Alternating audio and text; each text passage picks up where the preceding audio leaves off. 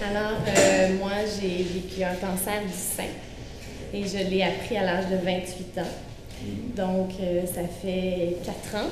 Je venais de perdre ma mère de la même maladie à l'âge de 53 ans. Ma mère avait 53 ans. C'est pendant 20 ans. Elle a combattu le cancer du sein. Donc, ça a été vraiment un très gros choc. Je me rappelle là, la scène, là, vraiment.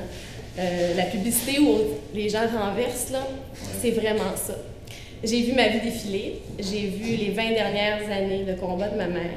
Je me suis vue morte et enterrée. Surtout que dans ma famille, c'est une maladie qui nous touche beaucoup parce que j'ai perdu ma grand-mère maternelle d'un cancer du sein et 3 de mes tantes jeunes, 50 ans et moins.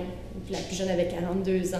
Si c'était pas génétique, on me faisait une petite exirège chirurgicale, on enlevait la tumeur, on me faisait un mois de radiothérapie, puis on me disait « tu vas être correct ». Mais si c'est génétique, par exemple, c'est que si tu as le gène, parce qu'il y a 2 gènes, alors là, tu as entre 45 et 85% des chances que ça revienne dans ta vie. Comme j'avais le gène, j'ai été obligée de subir une double mastectomie, une ablation complète des seins. C'était un gros choc, surtout quand tu as 27 ans, 28 ans, je venais d'avoir 28 ans. C'est extrêmement traumatisant. Puis tu dis, j'ai un chum, est-ce qu'il va m'aimer encore? Et puis, on est dans une société